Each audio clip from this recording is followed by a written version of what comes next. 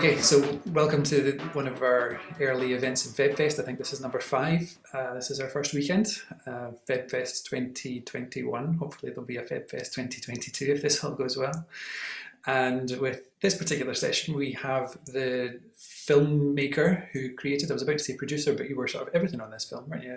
Who created St Mungo's Approval, the documentary about the winner and some competition for the St Mungo's trophy a few years back. We have John McDiarmid here. Hello. Chris, you'd suggested that actually we could start with the trailer just to sort of set the tone and remind everybody what they might have seen. Do you have it there ready to share?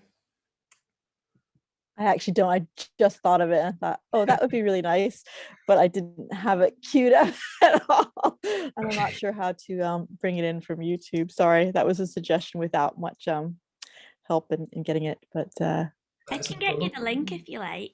I have just brought it up here. It was in my recent history because I was having a check that all our links worked. So let me share this screen. Okay. Here we go.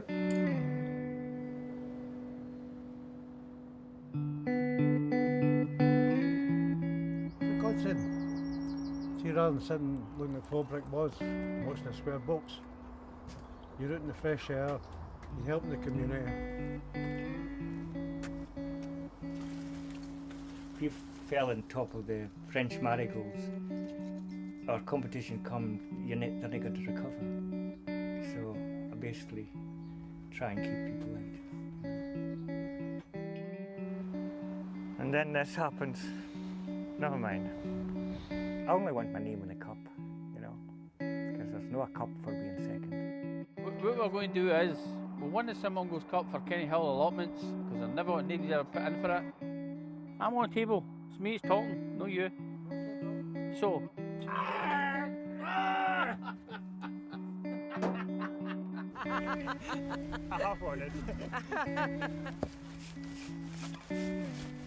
Oh, I don't think it was talked about now. Yeah. No, my brother was all into football and whatever, you know. I was left to my own devices, you know. She said it's a killer.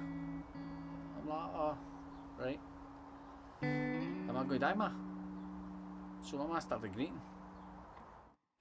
I would have ended up doing away with myself, you know.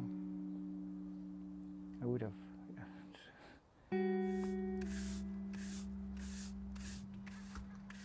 David's cleaned them. Actually done a good job. The glitter. The sun's out. Best not to look back, because then you'll go, oh, what about that, what about this? I've been waiting for this. I think I might need my glasses.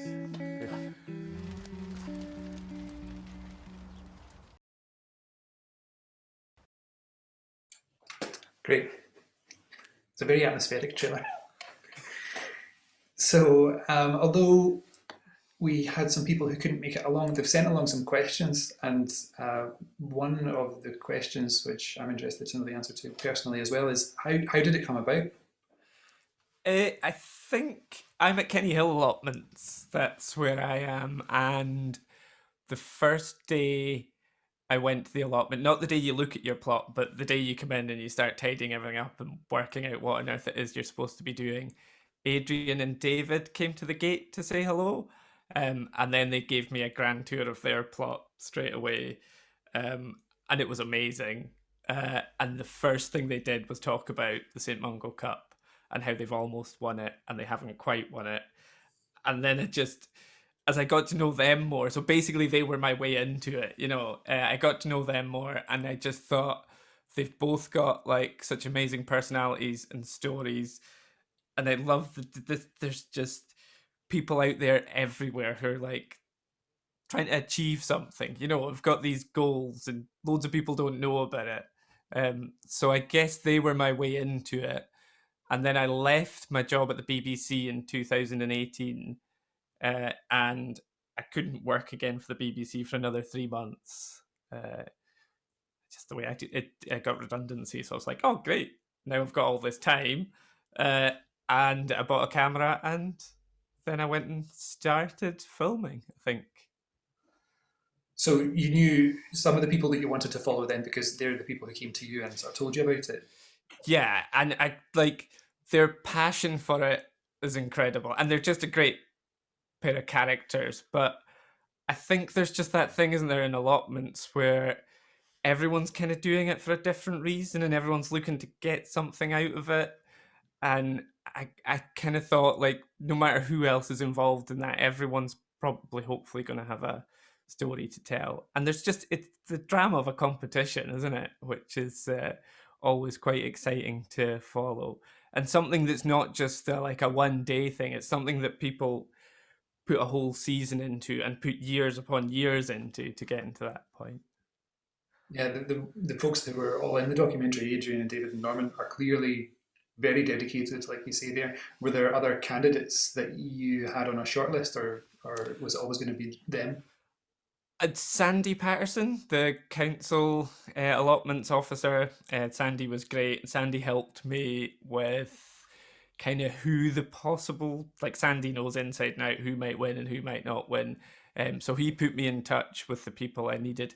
And I did actually start filming with Stephen down at Berridale.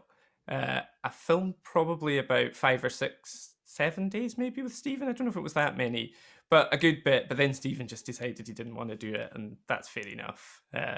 But I knew Stephen was the other probable candidate for winning. But I didn't really want more.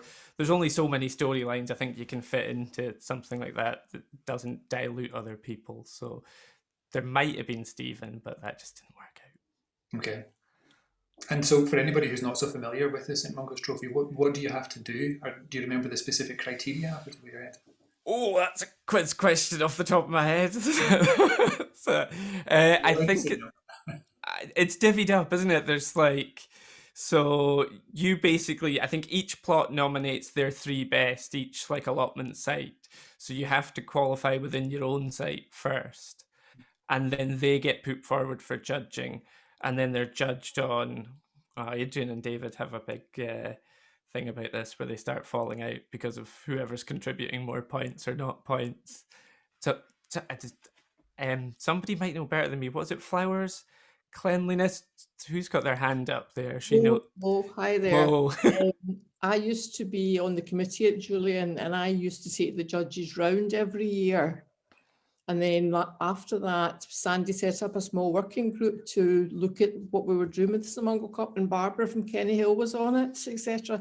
So a few years ago, I knew everything about the St Mungo Cup. It was because I was very interested in it. Off the top of my head, I think you get 100 points, and it's 50 for vegetables, 30 for flowers, 10 for cleanliness, and 10 for continuity. Does that sound right, Judy? Do you think, can you remember that? Yes. And when I watched your video, that's what they were talking about. If you remember, the flowers versus the vegetables, and then there's sort of criteria within that. Is the flowers and vegetables, what variety do you have? Is it appropriate? Are they growing properly, etc.? So it's quite a sort of detailed list that the judge has, and it's the same judge that's been doing it for a long time. And the judge comes around the Sunday every year.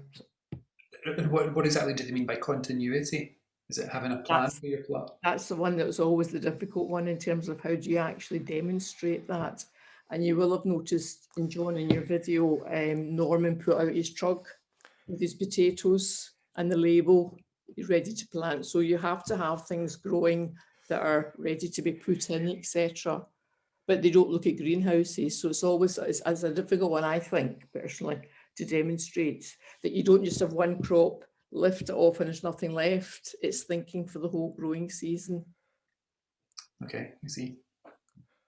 And so one of your first shots when they had the Christmas tree in the flat, that was marked as June. And I think it said 47 days till judging. So is that the period that you filmed it over, those 47 days? Yeah, plus the extra the other side. So there was probably, I wanted to wait to get the big events like the open day and the handing over of the awards and stuff. So it was probably about 60 or 70 days all in, I think I filmed. Yeah. Must have been quite a lot of footage left on the cutting room floor. Loads! Loads! I've still got it all on a hard drive somewhere, and there's so much. And it's always quite difficult to decide what to leave in and what to put out. But you go through a process, and I showed it to quite a few people through that process, and then kind of recut it, because you want to find out what people are taking from it, and you hopefully don't want them, like, it's obviously up to interpretation, but I changed it a wee bit to make sure they took kind of the things I was hoping from it, maybe, if that makes sense. Yeah. And did it take much to persuade them to take part? I mean, maybe not with Adrian and David, since they came to you with all the enthusiasm about the competition in the first place, but was there much persuasion that you had to do? They weren't that mad keen to do it either. It's strange, and Norman as well. Norman took a wee bit of persuading, but he was very gracious and couldn't have been. But like, you're basically saying to people, can you give up your time freely while I come and annoy you and follow you around with a camera and ask you questions that you probably don't want to be asked? So for anyone to agree to that, I'm kind of in awe of it, you know. But yeah, no, they agreed to it, and they totally went along with it, I think.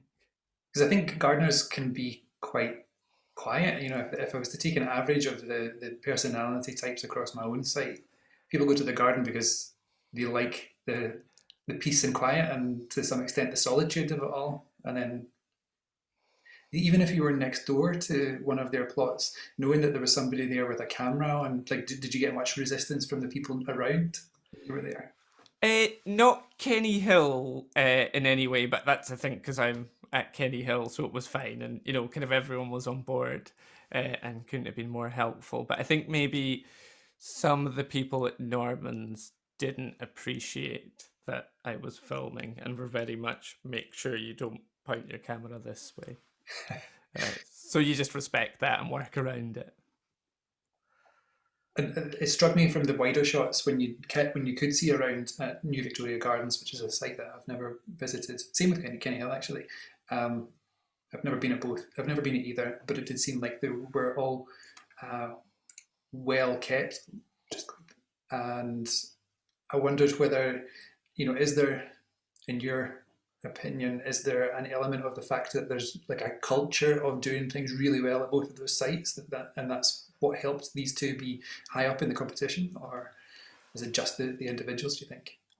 I think it might be the individuals. I think New Victoria Gardens is definitely swankier than Kenny Hill. I shouldn't say that. I'm not dissing any of our Kenny Hill people, but we've got maybe a more relaxed attitude to doing allotments and enjoying them. And I think New Victoria Gardens are very much on it when it comes to allotments.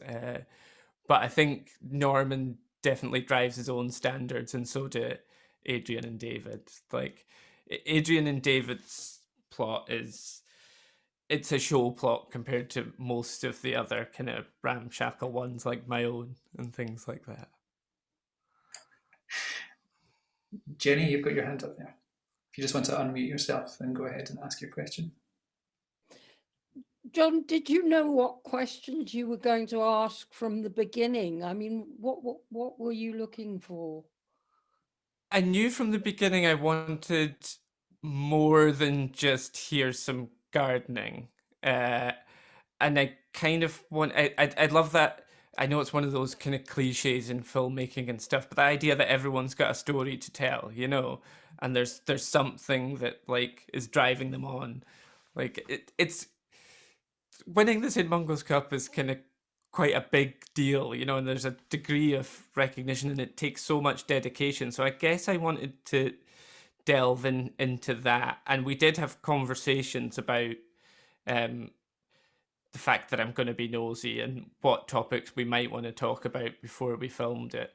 And I think because I was aware that when you're filming in an allotment and everything is changing week by week, then I kind of had to plan out in my head what conversations and what topics I wanted to bring up at what part in the season, because otherwise, especially for allotment buffs, people would be going, oh, hang on a minute, those onions are smaller than they were earlier in the film. So it took a degree of that, but most of the conversations just happened naturally as they kind of did on the day, you know, other than the fact that I'd kind of mapped out in my mind where we might go with topics. So did you follow the same sort of storyline for each of the three of them, or did those develop differently as you went along?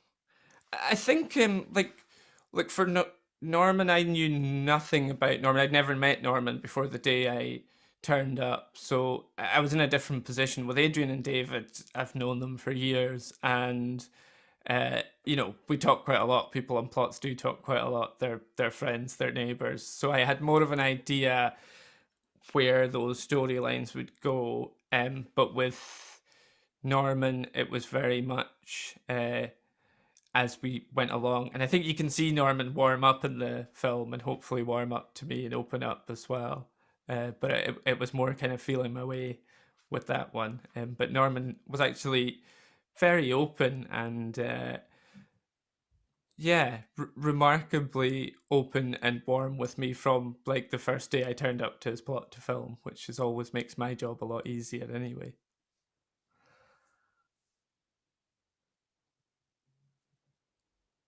There was a question that someone else had asked us to ask, which I was going to come to later, but since you're talking about that there, is it difficult to keep filming someone, especially on such a tight close-up as you were on, when they're receiving and reacting to bad news?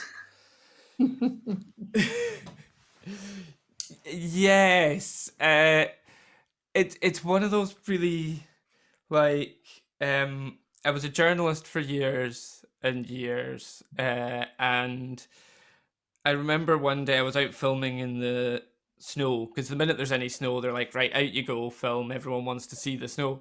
And I was filming at the top of this hill, and as I filmed at the top of this hill, a car skidded off the road. And not seriously, but they skidded off the road, and the part of you says, well, I've got to go and run and check if these people are all right, but also my job is to film them. So it's that weird thing. So what I ended up doing in that situation was leaving the camera running and then running to check if they were all right. And then they said they were, and then was like, okay, is it okay if I film you while you push your car out of the ditch? So I think like the close up on David was a bit like that. So I just filmed and stayed. But then when the camera was off, you know, you stay there longer yourself and you're having these conversations and making sure they're all right. I wasn't sure whether you were there sort of making consolation faces off camera, but still keeping it rolling, or maybe hiding behind it so you don't show any emotion. It's really difficult. It's one of the difficult things, you know, but I guess that is when you're filming with the camera, you're the kind of eyes of the audience in that respect. So you kind of, have to just keep filming. And I deliberately left that really long in the film because David genuinely was devastated, and he'd spent so long in the film pretending it didn't matter to him. I just thought it was really poignant that it does, and it does really matter, and it's important. Yeah, I think that came through, especially when he was, you know, he was phoning his brother and saying you'll need to come down, and already thinking about next time. And I know they had that relationship where they were sort of joking with each other all the time. For him to immediately go, pointing the finger. I can understand why his brother didn't pick up the phone, maybe. Yeah. Did you go around with the judges to all of the plots on that day when they were judging? No, I was stuck. I think is it Maureen? Is it? Yeah. Julian always gets done last. In the judging day. Yeah. No, I had to make a decision.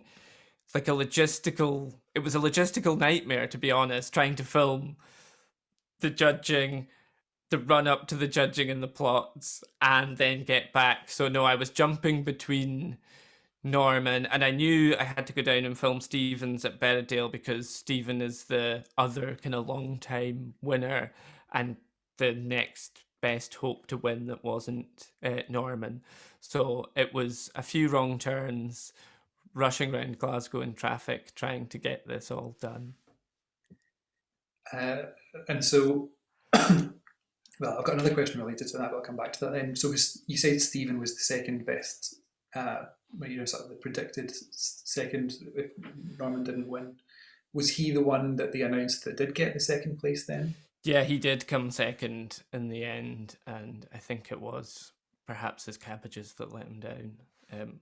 As it turned out, it was just, and his plot's amazing, and I because I filmed with him before I filmed with Norman, when I went down to see Stevens, I was just like, I'd never seen an allotment like that in my days, and I really was amazed. And I kind of, because I'd only ever seen the St Mungo Cup from the perspective of Adrian and David, and I genuinely, having seen some allotments, couldn't believe there were better allotments out there than Adrian and David's.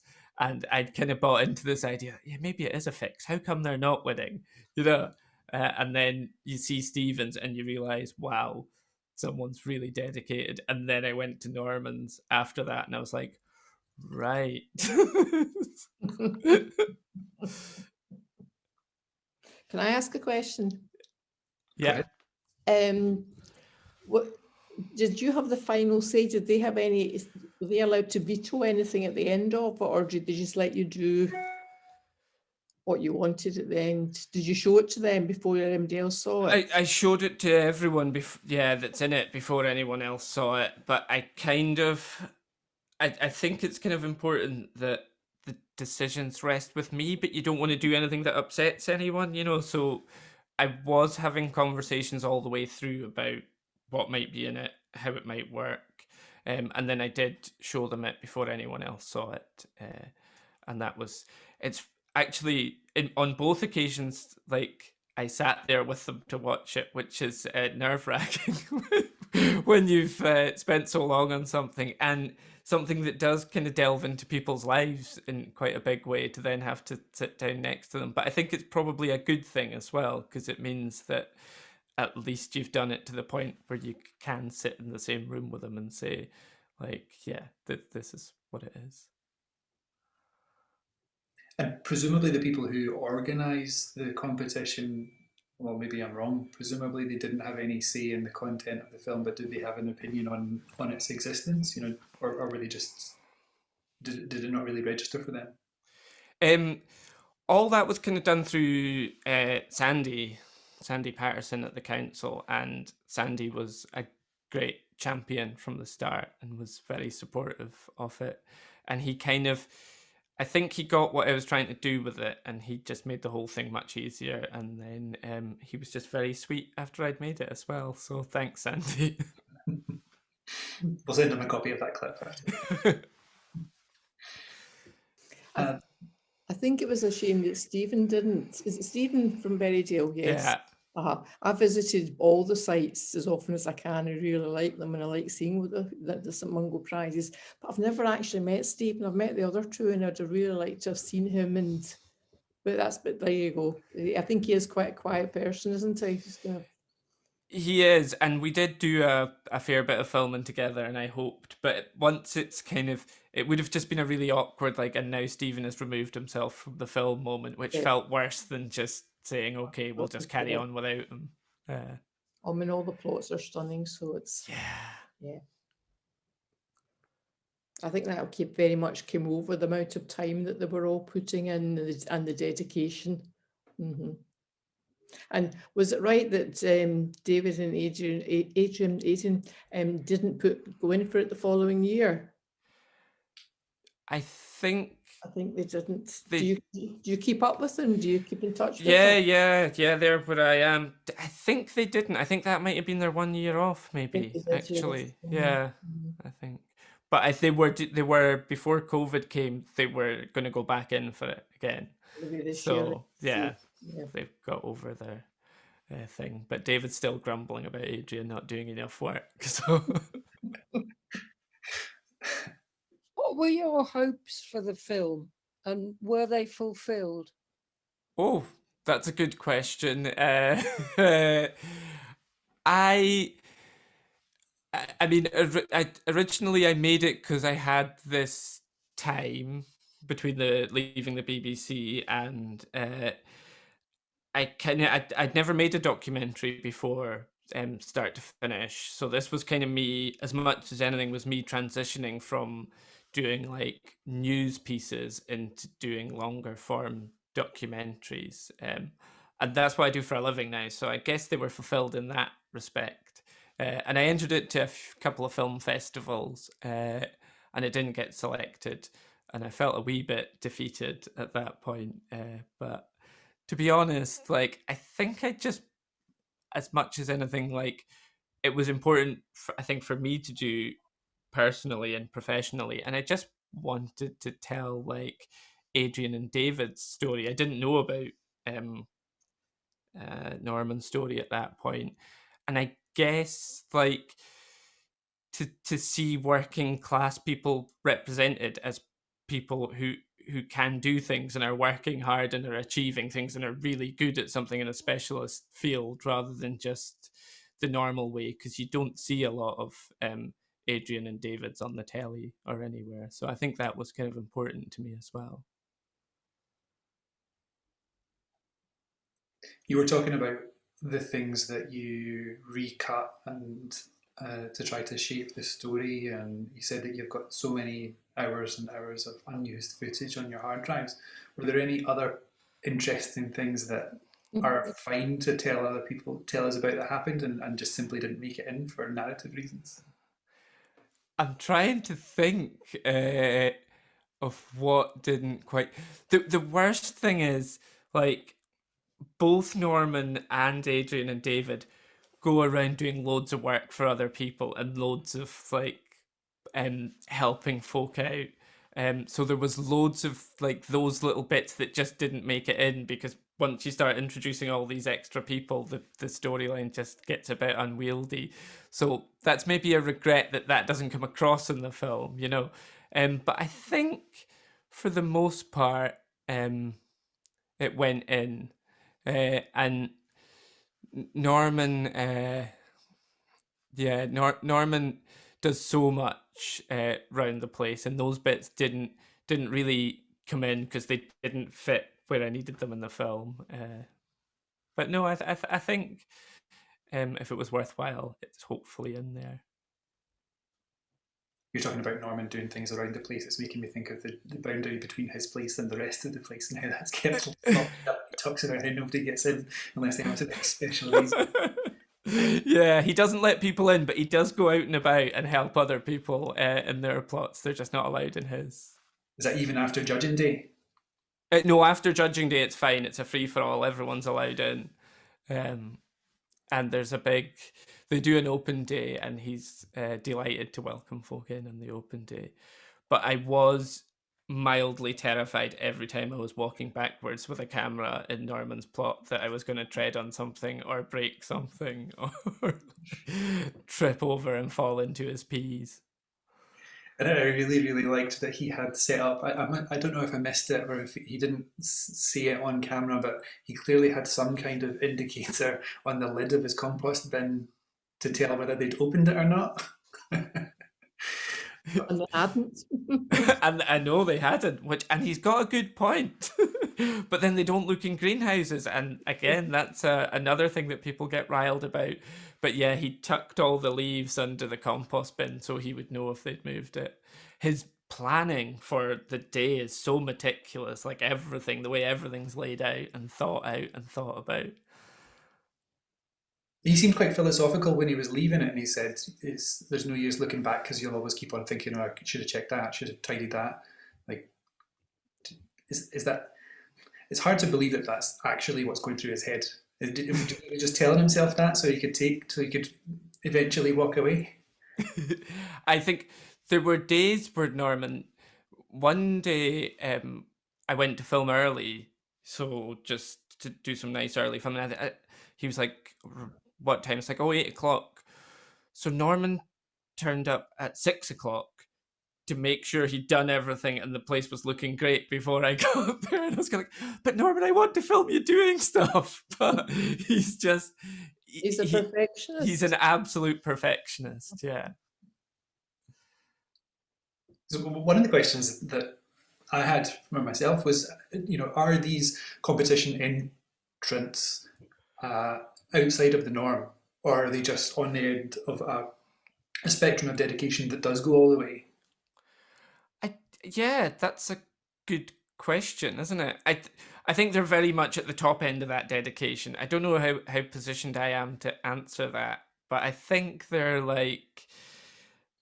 It's an extra level. But I don't know, for me personally, like, I take pride in my plot, and it is nice to see improvements, and like when things get a little bit better every year. I think that tends to be one of the joys of it, isn't it? That you get a little bit better at it, and it gets a little bit better and a little bit easier and less weedy. So I think there's a level of that required one way or another. Yeah, I know that before we started here today, when we were talking about how to set this up, I promised I wouldn't ask you what it takes to win, because you'd said if you knew, then you would have won it yourself. Yeah, I think it takes being as good a gardener as Norman, and it's not just dedication. Like, Norman knows everything. He talks about how even when he was a kid, he would take plants apart and look at the root systems and everything just to try and work out what was happening. And he genuinely has all that knowledge plus that dedication. So I think you just have to get that much knowledge. I guess it's like, like in football terms, when a team keeps winning and you think nobody else can win, but then one year a team does. And I guess that will happen one day as well with St Mungo Cup. But you'd have to get up pretty early to beat Norman, I think. Do you think he would ever let somebody else win? Do you think he would ever just not enter and say, I'm happy with my run? No. I think he's and rightly so. The man is at such a high level, and I think now he might have more wins than anyone, but there's maybe someone from early days that he's still got to surpass. So I think each time there's another thing, Norman thinks, well, now I'll do that, whether it's the most consecutive wins or the most total wins. He was delighted, I think, in the film, the one that he won that time gave him one more win than Stephen, and that was a big motivation for him. So I think till those records are all broken, Norman will carry on, and I think he's quite right too.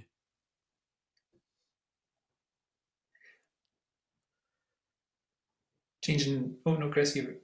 Oh, it's more of a random thought. But I especially enjoy just hearing the little stories, and I was kind of wish there was more. But within an hour and a half time frame, I understand you can't get all the stories. But would you ever consider trying to present this for sort of like what do you call it, like a mini series or something that and would any of the TV stations be interested in something like that, to be able to really sort of get the stories and be able to hear from some of the other people that you said would have been interesting as well to get, or you sort of that was good, your documentary, and you're happy with it, but you don't really want to go back into it, or is it something that there is a possibility? Yeah, I think that would be interesting. I think there's so much scope, isn't there, in allotments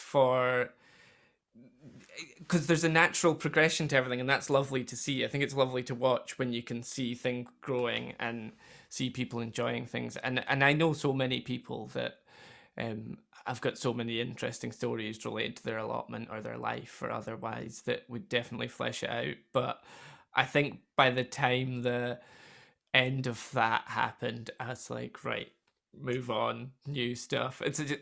In the world of making documentaries and things, it's just a constant stream of having to move on to the next thing, you know. But there's definitely scope for more. I don't know. I think I did try and interest BBC Scotland in the documentary, but it wasn't quite what they were looking for. But that's just the way the world goes. Are there other competitions like it? It's the only one that I know of, apart from our own internal yearly competition. But is there a Scottish equivalent or a national equivalent in the You UK? will know. What was that, sorry, Mo? I think Judy will know that a bit from a Scottish wide thing. Do you know through SAGs, Judy? There is cups in Scottish allotments and gardens, but they're not as, I think because they're overall, they don't get the following that this does. And I think this is because it's so Glaswegian and it's been there for so long. I was trying to remember, Mo, when did it start? Oh, I can't remember. It was a long time ago, wasn't it? Yeah, it's part of the history of is. Glasgow Mhm. allotments. Mhm. And it's, you know, the cup was given by somebody quite high up, and it's been supported by the council ever since. And it used to be with the Glasgow Allotments Forum, but then that changed. So I think it's, yes. And it's almost like, I don't know, I was in Siena and they had these contradas, which are all different. You know, you've got the conservative contrada and you've got the socialist one, and they have special outdoor festivals or outdoor dinners in the summer. And you can see the diversity. And I think that's the whole thing about Glasgow. It's so diverse, but it is also competitive. Mhm. And so therefore, this gives an opportunity for people to show what they can do. Yes, thinking about that, sorry, I'm thinking on the top, but in Dundee, it's they've got the National Vegetable Society, which again has big competitions. But Dundee, you have the daffodil competitions, which actually are worldwide. And you get the chrysanthemums, and you get which is the other one? There's about 3 of them. And again, it's the people showing what they can do and taking pride in actually being able to do something that's good and that they can show and that they feel they've achieved something. And so, yep. I was against competitions for a long time, and then I sort of started thinking about it. And your film actually, John, sort of made me realise what's at the heart of it. And you know, I'm very grateful that you've done it. I wish we could get a bigger audience. And I think it's a great shame that BBC Scotland wouldn't show it. And it hasn't been shown more. I seem to remember when I first started in about 2008, and Judy, you'll remember this, the prize used to be awarded at, was it like the Lord Provost's, what used to have some sort of big festival in Glasgow, the Lord Provost Fair or something, what was it? It was the Glasgow show. The Glasgow, was that and it was actually part of that, the presentation. They don't do that anymore, but it was, I can't remember, was it the Glasgow show as it was called? Yeah, that's right. And then Gaff came in and we had the New Plot Holders Awards. That's right. And the Sustainability Awards. And for a time they were all 3 together. So the council gave the St Mungos, and Gaff gave the New Plot Holders and the Sustainability Award. And then I'm not sure why, but they took the St Mungos away, and Gaff then went on its own and stayed with the New Plot Holders and the other one. So yeah. Slightly controversial question then. Yeah, Judy, you talked about not being sure whether the concept of an award for something like this or a competition for something like this is something you liked initially or not. John, you're already smiling. I don't know if you had something that you wanted to say before I actually asked my question there. No, I'm very no. I was just smiling because I very much enjoyed Judy's answer, and I'm pro competition for pretty much the same reasons she said. Not pro competition in all of life, but I think I'm pro the recognition more than the competition. I think. Okay, so here's my controversial question. Mo mentioned earlier that the judges go to the same plots at the same time of day every year, and I wonder whether that has an impact on whether on how the same plots are judged to be good again and again. Like for example, if it's typically colder in the morning and the judges aren't warmed up, will they look more harshly on the ones that they see first? I never thought of that. I think I would have subscribed to a million conspiracy theories about the St Mungo Cup before I'd been round and seen the. And once you've been to all these plots and you realise they're amazing, it just becomes apparent that Norman's is just that little bit better, and it's. I think they could judge Norman's in the dark, and he'd probably still win. It's that good. If I could say, in Kenny Hill, Barbara's the secretary there, and she was in part of the working group that Sandy had set up that I was on, and Barbara made it very clear that in Kenny Hill, and it came over in your film, Kenny Hill actively encourages people to be part of the St Mungo and does their best to support them. And it's part of a sort of day-to-day conversation. When people start there, they're saying, what are you planning to do? Growing things as a family, are you interested in that? And it's very much encouraged there, which we don't encourage people. We don't discourage them where we are, but it's just part of the process. But in Kenny Hill, there's an active support there if people want to do that in terms of the knowledge and whatever. I was very impressed with that. I thought it was very good. Yeah, they're really good at Kenny Hill in terms of just being nice, helpful, supportive people. And I've never been stuck for an answer or a hand or a little bit of encouragement, and that's really nice. And in fact, I think Barbara might have encouraged me to enter a new plot holder thing the first year I was there as well, which is quite good. But I could never have the dedication or the time that it takes to be that good in the St Mungo's Cup. This is an interesting point. Norman said, sorry, I'm getting Norman and David mixed up, but David said, people say retirement's great, but it's not so great when you do it. You need a hobby, and that was his hobby.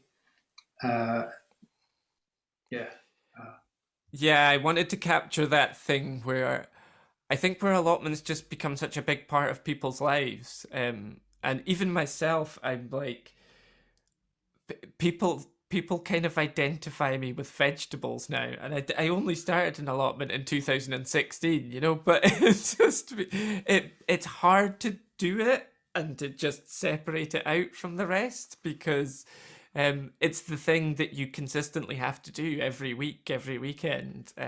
It's the place you go to and everything, and it's like where communities are formed and where you kind of you spend your spare time, and it becomes such a big part of people's lives, and I kind of wanted to show that as well. And I think it's mostly entirely positive, although I have woken up in the middle of the night having nightmares about Mare's Tail. Just live with it. I think one thing that also came over in the film was Norman has got a wonderful plot. He's also got a wonderful garden.